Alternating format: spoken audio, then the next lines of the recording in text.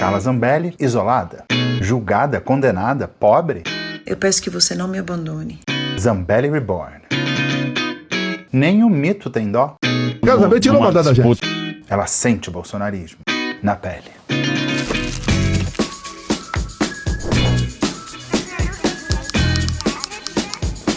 Coluna do Garrone de volta, tudo bem, gente? Quanto tempo eu não falava isso, né? Coluna do Garrone, que é quando eu tenho tempo de fazer um mínimo de roteiro e compartilho isso com você. Um tema que tem me atravessado sempre aqui, vocês me acompanham, é o cinismo, são as estratégias da extrema-direita. Eu sempre trago um pouquinho aqui, um pouquinho de memória. Ah, tem ela vai estar mais presente do que nunca. Quem? A Selminha, a golpista do coração de vocês. Chamou? Pois é, eu chamei o povo, tá? Morrendo de saudade. O que você está achando do julgamento do mito? É perseguição, fora STF, Xandão comunista, não é o juiz natural. Juiz natural, ela está sofisticando os argumentos dela, né? Vocês sabem que aqui, esse espaço aqui, é um part-time job. Eu monetizo os meus vídeos e toda semana a gente se encontra aqui nesse espaço que está blindado. Eu vou explicar essa ideia de blindado no fim do vídeo. Eu tô querendo também um jeito, gente, de monetizar mais. O que se sugerem? Tem gente que abre Patreon, Patreon, Pix. Eu não sei, mas eu vou fazer aqui um trabalho que é, digamos, um paliativo enquanto vocês não me sugerem nada melhor. Então, um jeito de fazer dinheiro. Vou fazer uns produtinhos para vender aqui. O que vocês acham? Tela do meu computador, eu separei aqui, tá em fase de protótipo ainda. Daqui a pouco aí, num magazine perto de você, eu pensei em vender a boneca da Selminha. O que vocês acham? Ela tem bandeira do Brasil, tem uma bíblia cor-de-rosa, porque ela é muito feminina, tem um batom em homenagem a Débora e um celular. E tá ali com a sua roupa e vocês acabaram de descobrir o sobrenome da Selminha, que é Selma do Golpe, que é um sobrenome francês. Mas tem aquele pros mais novinhos, que é a versão Selma, aqui ó, boneca de pano, que vem com os mesmos acessórios, com a bibliazinha tudo almofadado, pra você colar ali na roupinha dela, com velcro, com o batonzinho, a bandeirinha do Brasil, um celularzinho, o cabelinho, ó, vocês viram que tá mantido. Mas a Selminha, ela também tá ligada às tendências, ela não fica de fora. Se for o seu caso, você pode querer também a Selminha Reborn. Disponível em breve perto de vocês, espero que vocês tenham gostado. Vocês adotariam uma Selminha Reborn? Adorei, tão linda quanto eu. Essa parte da Selminha é ficção, mas essa ideia de monetizar, eu tô em busca de ideias sobre como monetizar o canal, além da monetização dos vídeos, tá? Se vocês tiverem alguma ideia, tá bom? Enquanto isso, se inscreve no canal, me segue nas redes sociais. Seja bem-vindo, seja bem-vinda. Essa é a Coluna do Garrone. Vamos falar de Carla Zambelli. Será que ela vai pra cadeia? Não vai pra cadeia? Ela foi uma grande protagonista do bolsonarismo, até porque tem poucas mulheres, e ela tem uma característica muito específica do cabelo ruivo, chama atenção. Fora os crimes, tem as coisas que são um crime contra a etiqueta, como, por exemplo, ter Sérgio Moro como padrinho de casamento. Mas aí, breguice ainda é constitucional, pode ser brega à vontade. Vamos pensar a eleição de 2022, você provavelmente já conhecia a Carla Zambelli, já tinha uma impressão sobre ela, já que ela era uma protagonista do bolsonarismo. Aí você se vê diante de uma notícia, véspera de eleição de 22, vou recapitular porque todo mundo já sabe. Tá lá, um vídeo... É a Zambelli, é a Zambelli, é a Zambelli, é a Zambelli. Uma pessoa do outro lado da rua, obviamente já sabia quem era ela, é a Zambelli. O homem correndo, ela chega ali com a arma atrás do homem. E ela não podia ser mais fantasiada de bolsonarismo, porque ela estava véspera de eleição, então ela estava ali fantasiada mesmo, com a camisa com a bandeira do Brasil, e era ela. Mulher ruiva com a arma, é uma bolsonarista, e todo mundo reconheceu que era ela. E aí eu vou ressaltar um ponto que é muito interessante, porque isso foi na véspera da eleição, e depois tinha eleição, então esse assunto meio que morreu. E nas redes bolsonaristas, que eu acompanho desde sempre, não se teve tempo ali de criar uma teoria da conspiração para poder inocentar a Carla Zambelli. Porque depois que houve a eleição, o Bolsonaro perdeu, mudou a pauta. Vamos reverter o resultado da eleição, vamos fazer estado de sítio, estado de defesa, ou como a gente naturalmente chama aqui, de golpe de Estado. Então esse assunto ficou meio no limbo, sem uma conclusão ali na cabeça dos bolsonaristas. Porque esse vídeo só foi um problema para os bolsonaristas porque foi na véspera da eleição, não deu tempo de criar essa versão. Porque, assim, esteticamente, ela, uma deputada bolsonarista, apontando a arma contra um cara negro, na semiótica bolsonarista, ela está certa. Não sabemos o motivo, mas ela está certa. Mas não deu tempo de inventar uma versão para corroborar a ideia de que ela estava certa. Provavelmente, em outro contexto, criar-se-ia ali uma fantasia, por exemplo, e dizer que o homem tinha sido, sei lá, advogado do Adélio. Mas na mitologia bolsonarista, eles não botariam um homem negro como advogado, então iam botar ele como segurança do Adélio, o amigo do Adélio. E aquele momento, na véspera da eleição, é um momento crucial de viralização máxima, porque o interesse das pessoas sobre a eleição está ali no máximo, no auge possível, e esse momento, se for usado com má fé, pode arruinar a campanha de alguém. Na campanha para a Prefeitura de São Paulo, por exemplo, teve aquela fake news contra o Guilherme Boulos, justamente ali às vésperas da eleição, e ficou pairando no ar. Será que todo mundo entendeu que aquilo que falaram contra o Boulos era uma fake news? Que falaram não, que o Pablo Marçal falou.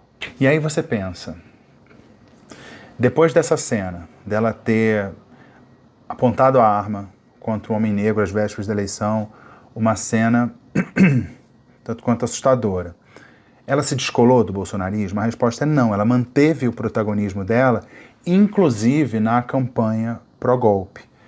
E eu não estou aqui fazendo nenhuma inconfidência, contando um segredo, uma apuração. Muitas vezes ela é tratada como uma mulher louca, com a arma na mão, né? Dando aquela ideia de que é uma mulher histérica que resolve os problemas de forma destemperada. Mas não, ela era alguém bem consciente que articulava com os militares. A Zambelli, quem foi Zambelli ali naquele período, logo depois da eleição? Depois dela ter levantado a arma contra um homem negro. Primeiro, a gente tem que dar um contexto antes de mostrar onde Zambelli se inseria nisso. Basicamente, o que a gente vê hoje através das investigações era o que eu já mostrava aqui lá em 18 nos grupos bolsonaristas. O que eles queriam? Intervenção militar, intervenção federal, Forças Armadas, Bolsonaro no poder, Lula não sobe a rampa, ladrão não sobe a rampa. Eu estou lembrando aqui de temas aleatórios, mas todos esses lemas convertem para o mesmo lugar, para não posse de Lula, seja qual for o processo, seja por um golpe de Estado, seja pelo assassinato de Lula, ou lá até o 8 de janeiro pela deposição do presidente já empossado. Ali entre fim da eleição e 8 de janeiro, o que a gente sabe?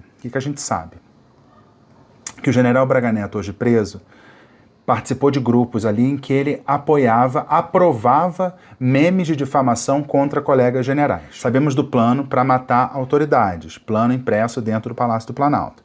Minuta do golpe sendo redigida, apresentada para comandantes militares e também aparece na casa do então ministro da Justiça. Pseudo-jornalistas lendo cartas de militares contra os generais, mostrando haver um racha dentro das Forças Armadas. Tudo para forçar um golpe, né? A gente tem os quartéis generais, que estavam cheios de pessoas pedindo justamente isso, um golpe de Estado, que generais deveriam reverter o resultado da eleição de alguma forma, golpe. Isso assim, algumas coisinhas, tá? Só algumas coisinhas. Nesse contexto, vamos lá, vamos ouvir quem era Zambelli. Senhores generais 4 estrelas, vocês são os guardiões da nossa Constituição. Na falta de supremos que alvejam e rasgam a nossa Constituição, os senhores são a garantia da lei e da ordem. Os senhores são a garantia da lei e da ordem, dando um verniz ali jurídico, institucional para legitimar um golpe de Estado. E nós contamos com os senhores. Há 29 dias, pessoas, milhares, milhões de pessoas estão nas portas dos quartéis generais pedindo, clamando SOS. Lembrando que tem a pressão das ruas, entre aspas, tá? Para quem ouve em podcast. Save our souls. Save our souls, bregas. Salve as nossas almas. Estão pedindo aos senhores. Salve as nossas almas, generais 4 estrelas. E isso não depende de partidarismo. E concordo quando leio, com todo orgulho, que vocês são apartidários e estão aqui, senhores, para defender a nossa nação e o Estado brasileiro. Então, seria, segundo ela, apartidário você não respeitar o resultado da eleição. Então, eles estariam acima dos partidos, para beneficiar um partido. Há quantos meses, há quantos anos a nossa bandeira vem sendo pisoteada pela esquerda? A bandeira pisoteada pela esquerda. A esquerda que ganhou as eleições, mas ela não gosta disso nessa interpretação dela, a esquerda, e a esquerda, cabe lembrar que na mitologia bolsonarista inclui o STF também, e principalmente o Alexandre de Moraes, que é muito comunista. Então, ela diz que a esquerda está pisoteando a Constituição, blá blá blá, qualquer metáfora brega, e por isso os generais têm que intervir, e os generais são apartidários quando fazem isso contra a esquerda. E orem nessa lâmina do tempo, que está acontecendo hoje, 29 de novembro, perante o mundo e perante os próximos anos. E pergunto aos senhores, dia 1º de janeiro, senhores generais 4 estrelas, vocês vão querer prestar continência a um bandido ou à nação brasileira? Então está opondo o presidente eleito, que ela chama de bandido, à nação brasileira. A nação brasileira não elegeu o presidente Lula. É isso que ela defende. Ela entra aí como mais uma força ali tentando, pressionando os generais. E agora tem aquela reunião sobre a qual se fala o tempo inteiro e vai se falar eternamente, que é a reunião em que Jair Bolsonaro apresentou a proposta de golpe, e vamos usar essa palavra, golpe, para os chefes das Forças Armadas.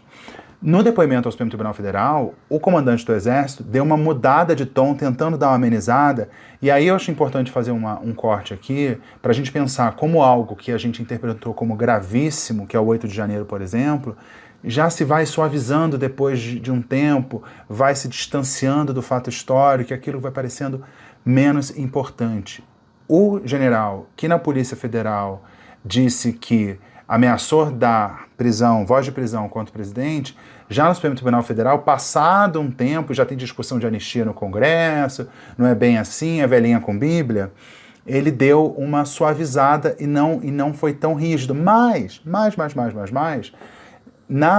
no depoimento no STF, ele fala que quando o presidente Bolsonaro apresentou alguns considerandos, algumas propostas, ele respondeu para o presidente que deveria levar em conta o cenário internacional, a questão nacional, as questões políticas e as questões jurídicas.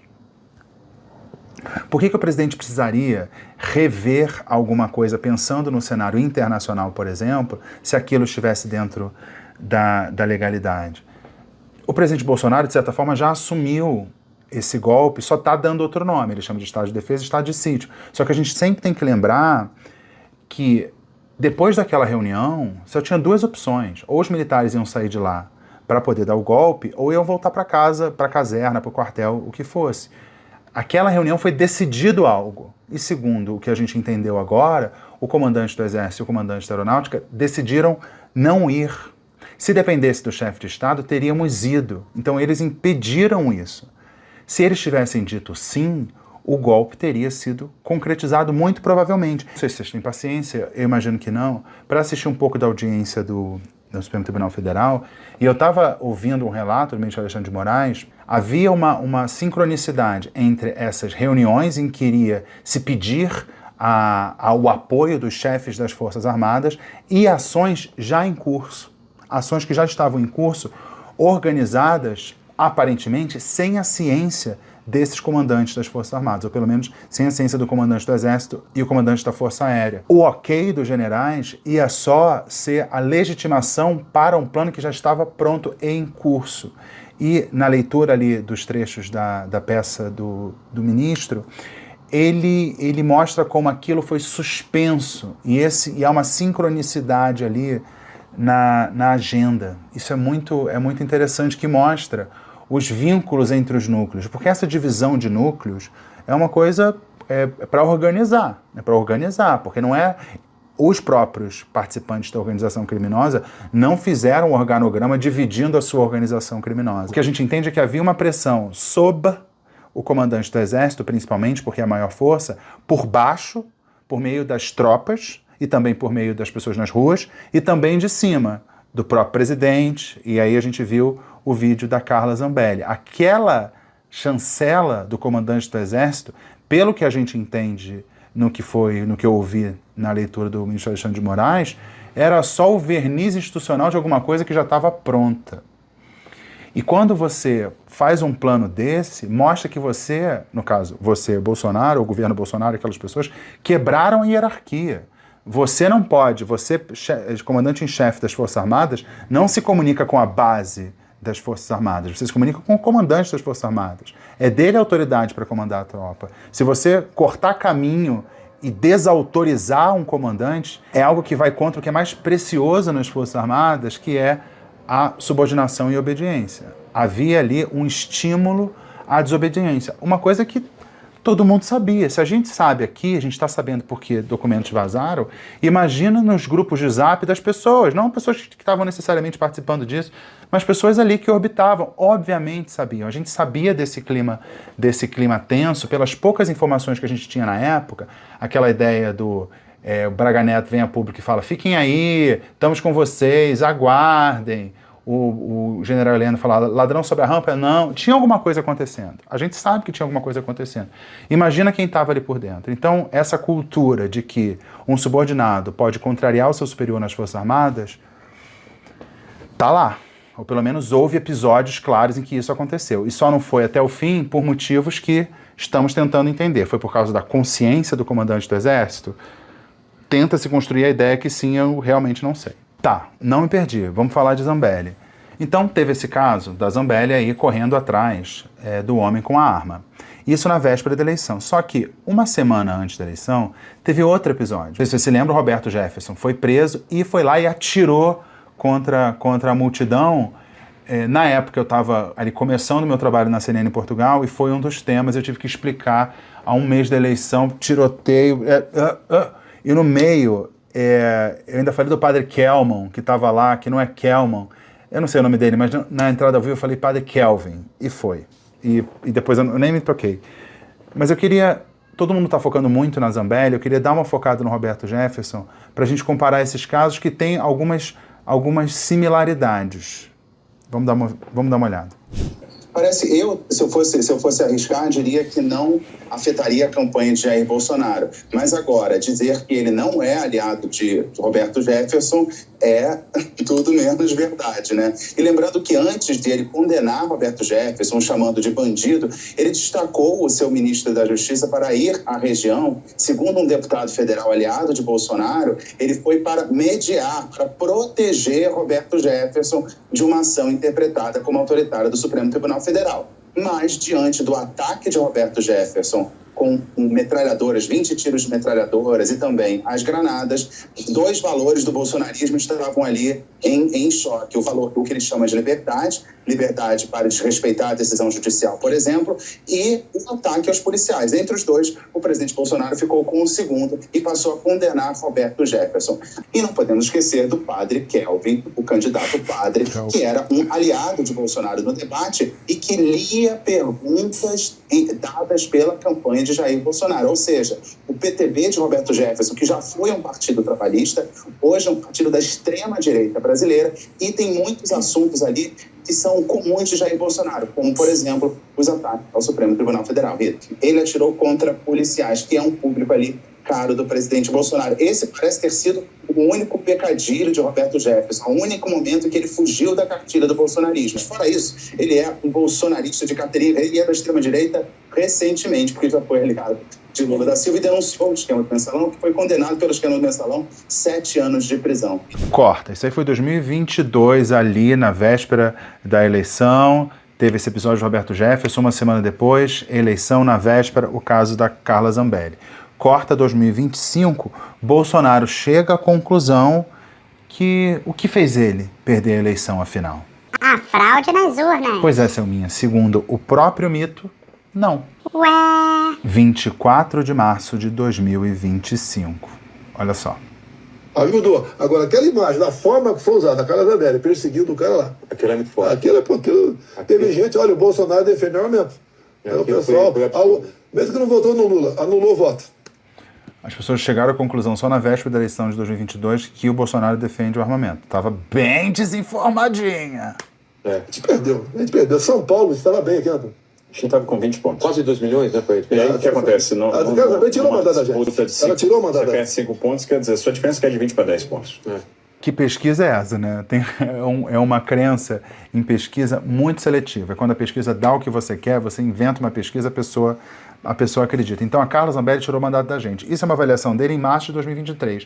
Lá em novembro de 2022, depois da eleição, logo depois da Carla Zambelli ter levantado a arma por aquele homem na rua dos Jardins, ela estava defendendo um golpe de Estado com Bolsonaro no poder. Ela estava defendendo que as Forças Armadas interviessem de alguma forma e revertessem o resultado da eleição. Ela não tinha feito o Bolsonaro perder a eleição. Naquele momento, ela era absolutamente útil. Eu separei aqui como a Carla Zambelli reagiu a essa fala do Bolsonaro. Ela diz: enfrentar o julgamento dos inimigos é até suportável. Difícil é aguentar o julgamento das pessoas que sempre defendi e continuarei defendendo, completou ela. Pois é, ela continua defendendo. Ele culpou a deputada pela derrota. Roberto Jefferson, aquele que metralhou policiais? Não, aquilo não impactou. O que impactou foi ela ter puxado a arma e não ter atirado contra aquele homem. Ela levantou a arma. Não estou dizendo que isso é menos grave, mas o Roberto Jefferson metralhou policiais. E aí tem que pensar no duplo pensar bolsonarista. Eu sempre falo disso. Isso não tem lógica, não faz sentido. Não é por aí que a gente vai trabalhar. Mas é muito interessante que o presidente Bolsonaro sustenta a defesa do golpe de Estado, que ele chama de Estado de sítio, blá blá blá, inclusive hoje, em público, na suposta fraude nas urnas. Mas, aparentemente, no íntimo, quando ele relaxa, quase como num ato falho, ele solta que não foi a suposta fraude nas urnas. A culpa pela derrota dele não foi o governo dele, não foi a relação dele com a pandemia, não foi o Roberto Jefferson, não foi nada. Foi uma atitude péssima, reprovável, criminosa da Carla Zambelli na véspera da eleição. Se a Carla Zambelli não tivesse reagido, ele teria ganhado a eleição. E por que eu chamo de duplo pensar bolsonarista? Porque ninguém mudou de ideia depois que ele falou isso. Ele falou isso, a culpa pela derrota foi da Carla Zambelli. Ninguém falou assim, calma aí, mas não eram as fraudes nas urnas? Os bolsonaristas não passaram a defender isso. Eles passaram a defender isso e também que as urnas são fraudadas. E são opções, são literalmente alternativas. Ou é uma ou é outra. Ou foi a Carla Zambelli ou foi fraude na urna. Porque se as urnas fossem fraudadas, não ia ter Carla Zambelli que levantasse ou metralhasse alguém que ia conseguir fazer com que o Bolsonaro ganhasse a eleição, porque as urnas são fraudadas. Mas dá para se conviver com informações, pensamentos e opiniões que se anulam. É o duplo pensar bolsonarista.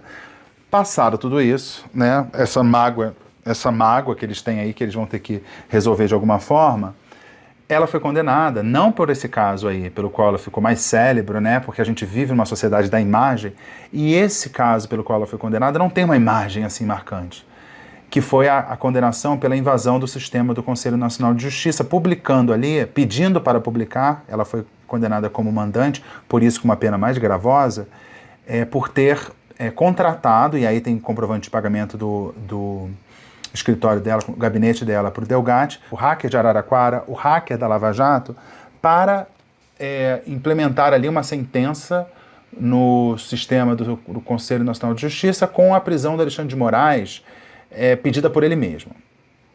Brasil, né, gente? Desse caso, não tem ninguém está brigando por Zambelli. Aparentemente só ela. Não teve um colega bolsonarista que viesse a público defendê-la.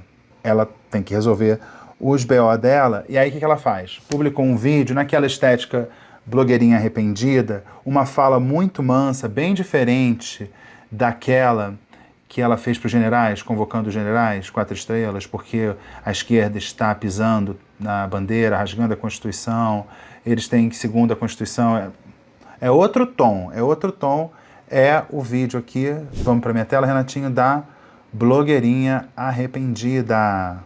A diferença é que a blogueirinha arrependida vem por conta de um cancelamento e não de um crime. Olá amigos, aqui é Carla Zambelli. Um processo no TRE, já perdi no TRE, e foi por liberdade de expressão. Escrevi algumas frases no meu Twitter, cobrei transparência do TSE e por isso estou sendo caçada.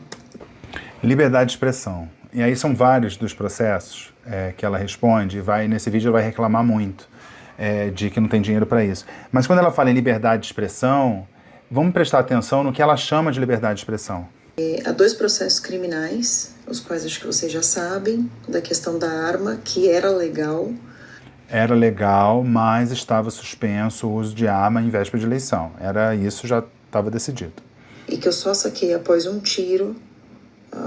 Houve um disparo de um tiro e eu, temendo pela minha vida, saquei a arma que não atirei. Saquei a arma que não atirei. Ela não atirou, mas ela assassinou a língua portuguesa. No STF eu sofri uma pena de 5 anos e 3 meses de cadeia. Não é de cadeia, a gente sabe. E mais R$480 mil de multa, além de perda de mandato que vai passar pela Câmara.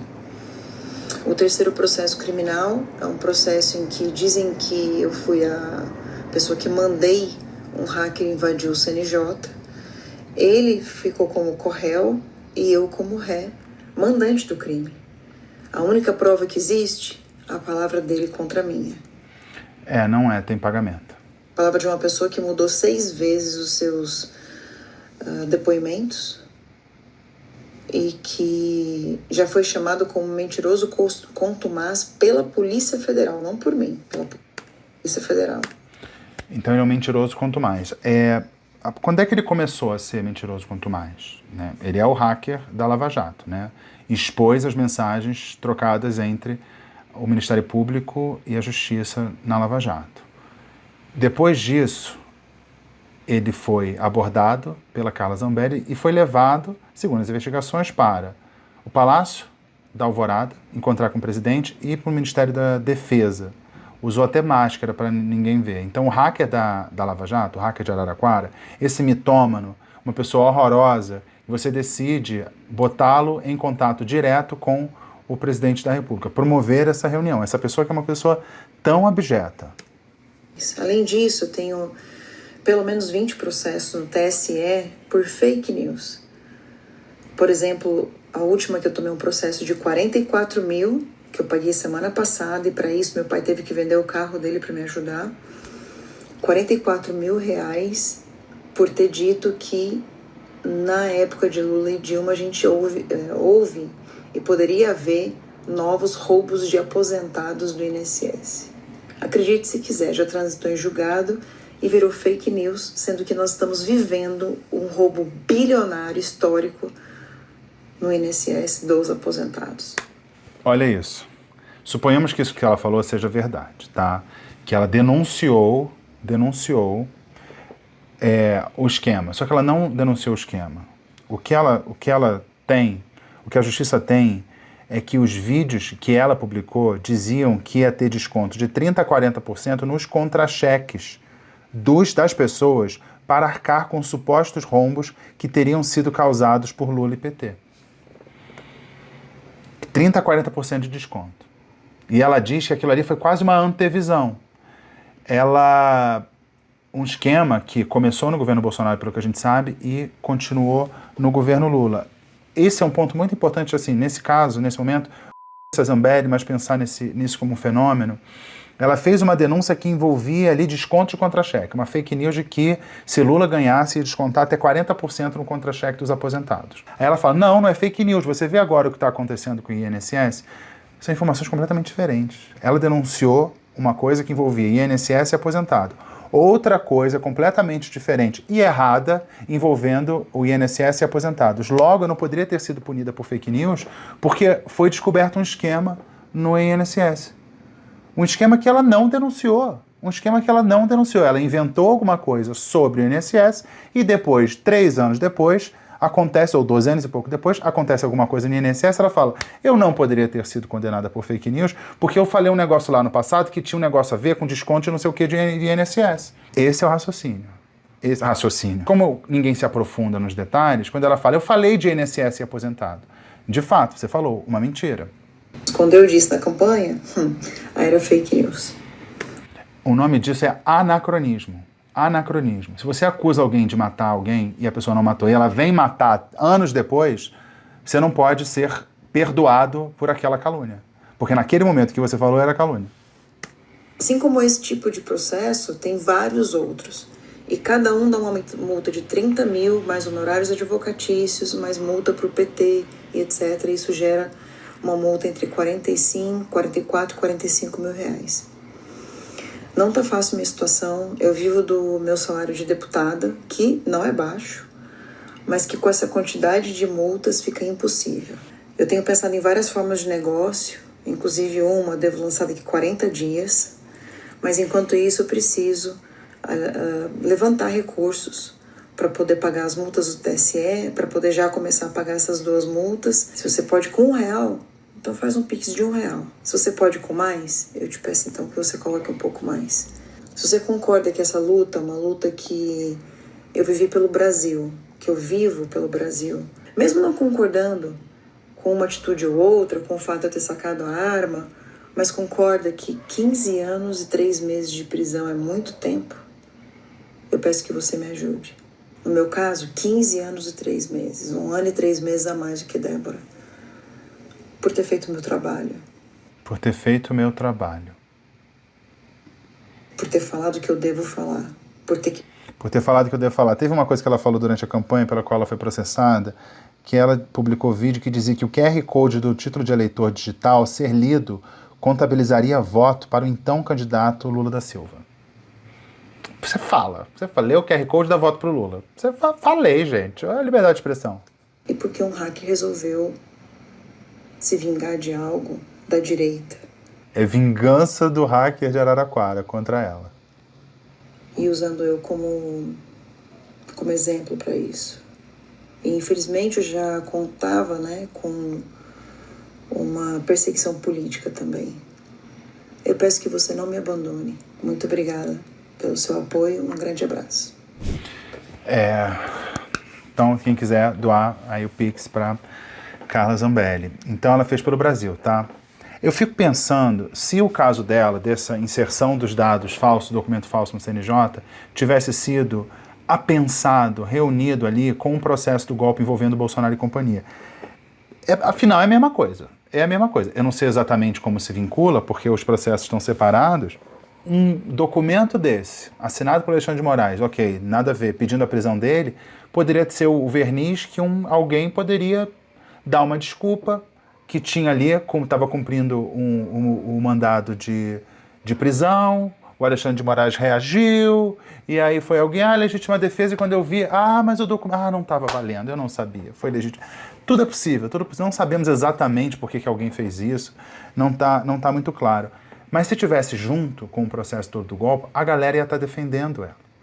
Não é um caso, não é uma questão. Pode voltar a ser? Até pode, mas no momento ninguém está se importando com ela. E não estão se importando com ela porque, no fim das contas, ficou essa ideia, esse rancinho que até os bolsonaristas agora têm, de que a culpa pela derrota do presidente foi a fraude na urna, mas também foi, apesar de serem alternativas que se excluem, mas também foi o fato dela ter levantado a arma contra um homem negro na véspera da eleição.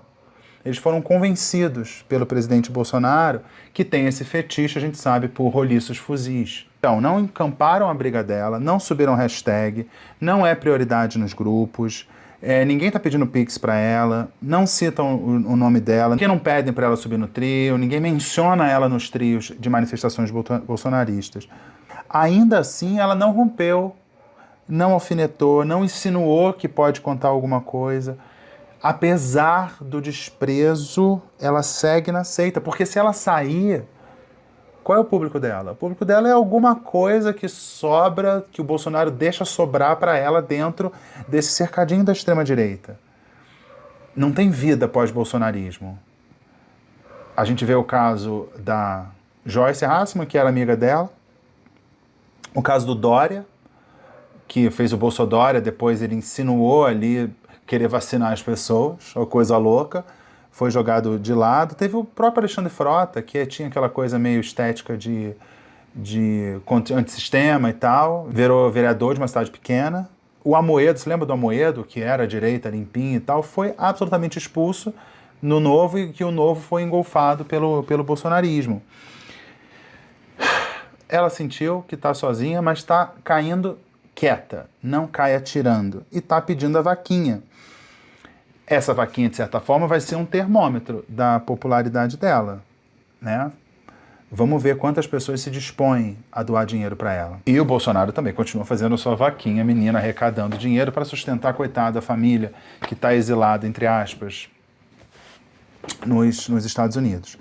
E teve notícia que ela disse nesse vídeo que ia ter um projeto aí, que ia vir uma novidade.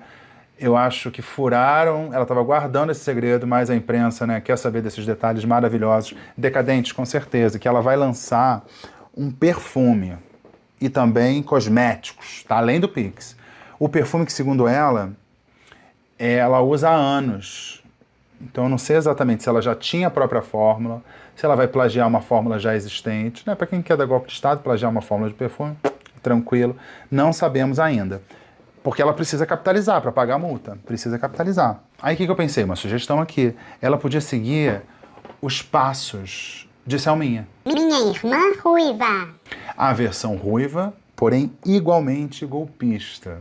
Então, além desses produtos, eu sugiro aqui perfumes, sabonetes. Dá para investir também no golpista do futuro, nas criancinhas. Zambelli para criancinhas. Seguindo aqui o exemplo da Selminha, temos criações que a gente vai sugerir para a Zambelli, para ela, porque ela está precisando de dinheiro, então já dá para lançar no mercado. Tem aqui, ó, Zambelli para crianças, está lá, ó, com os cosméticos dela. Não está lançando cosméticos? Já tem cosmético ali, tem o celular, a bandeirinha do Brasil, o batom, também um perfuminho, um hidratante, está lá.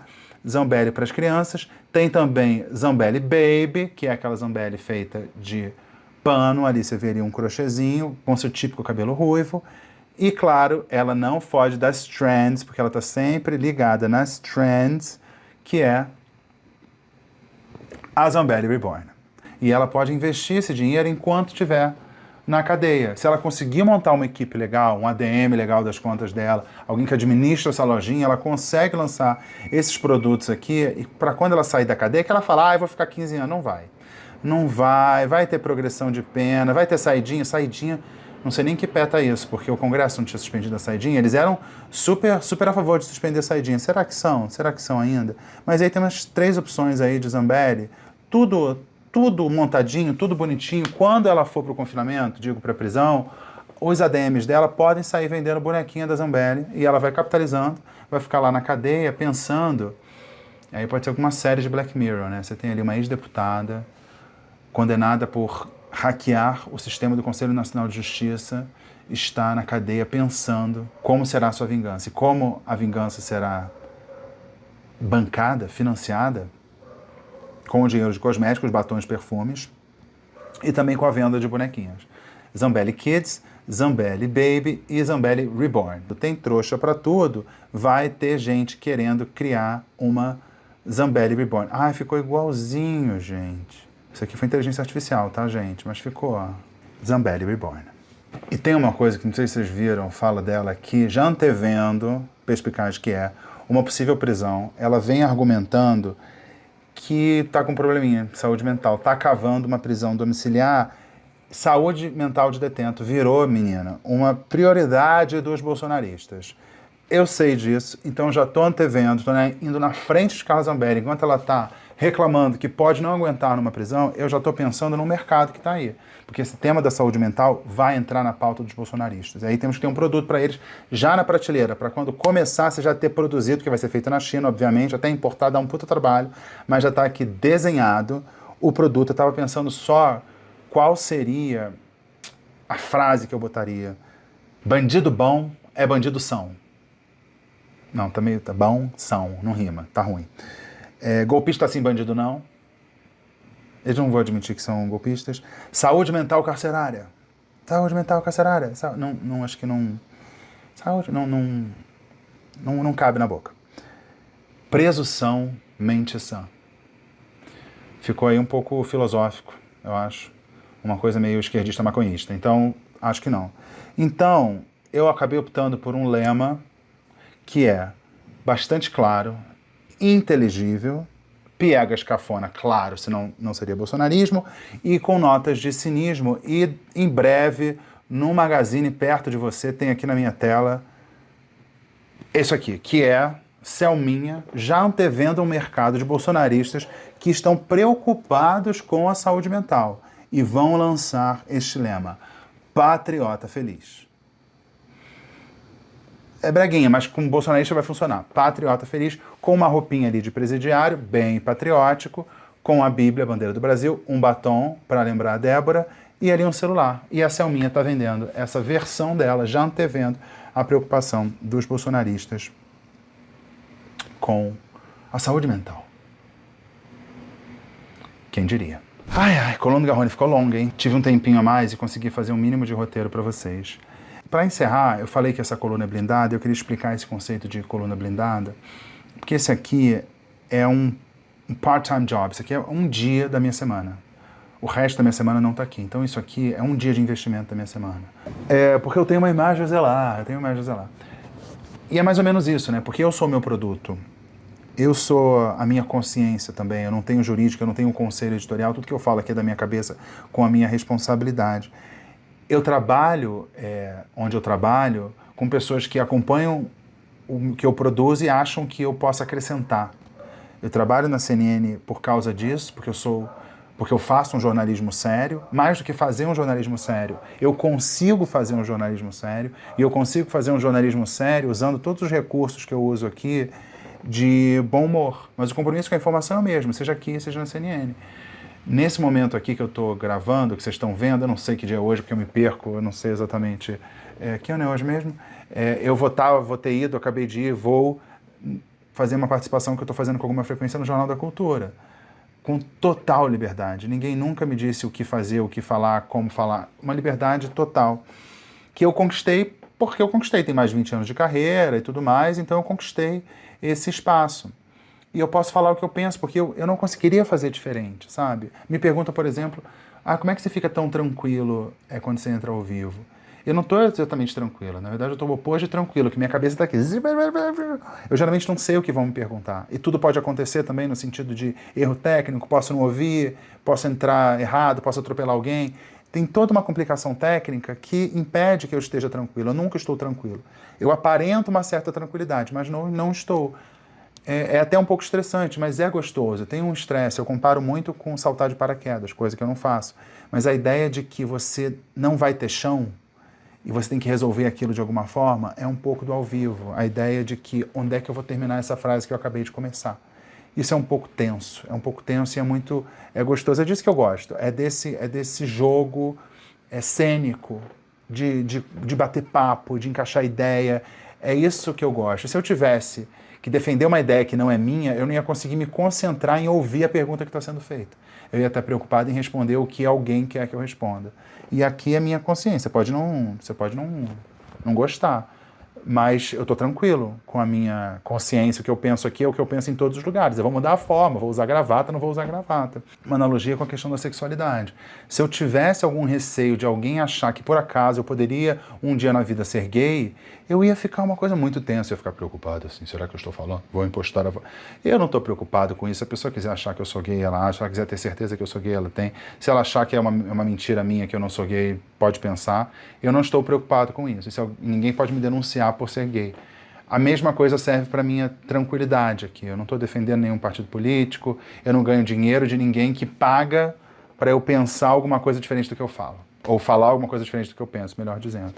Isso não existe. E mexe com isso tudo uma pessoa sobre a qual a gente sabe pouco aqui nesse espaço, mas tem um CPF, uma pessoa que passou por luto, está se mudando, passou por divórcio, situações absolutamente adultas, tristeza profunda, muitas coisas que afetam a pessoa que está aqui.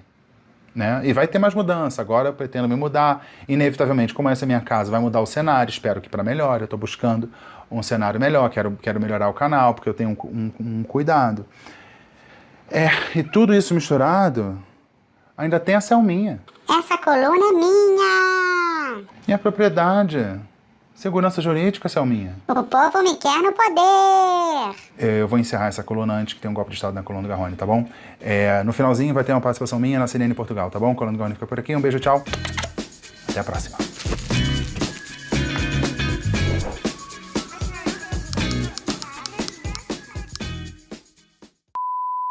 Nelson.